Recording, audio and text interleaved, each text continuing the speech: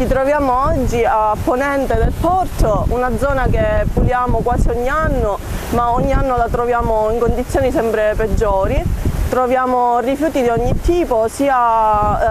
è una discarica ponente, sia rifiuti casalinghi, domestici, sia rifiuti portati al mare, ma anche rifiuti di pescatori o gente che fa lavori in casa e poi decide di buttare qui quello che tolgono dalle case, quindi mattonelle, amianto, cemento e quanto altro. Oggi siamo qui con diverse associazioni, tra cui Legambiente, i ragazzi della Surf Tribe School di Sallione, noi del team, e anche i ragazzi della Trinacria, la cooperativa Delfino, che ci siamo riuniti per pulire questa zona, ma anche per lanciare un messaggio che è sempre lo stesso. Noi speriamo che in questa città, oltre a risvegliare il senso civico, ci sia anche una risposta più immediata e anche più concreta dell'amministrazione per risolvere questo problema, un problema che non è presente solo a Ponente ma è in tutta la città. Oggi Legambiente Circolo Rabat di Agrigento ha aderito a questa giornata di pulizia promossa da diverse associazioni con in prima fila Team Spiagge Pulite. È il luogo che è stato scelto per fare questa azione dimostrativa ma anche di vera e propria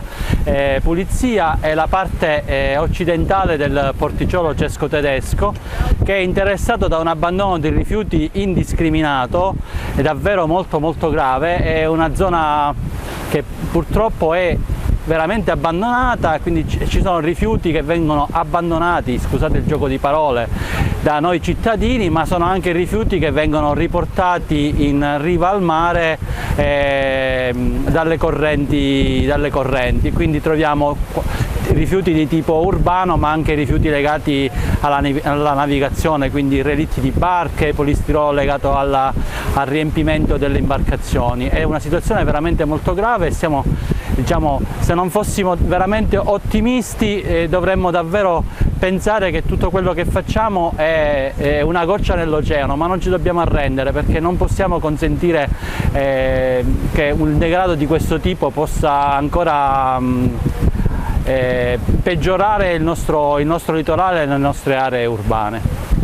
Oggi ci troviamo qui per una pulizia delle spiagge, in questo caso quella del Dioscuri, che è una delle più sporche e non solo l'unica, ma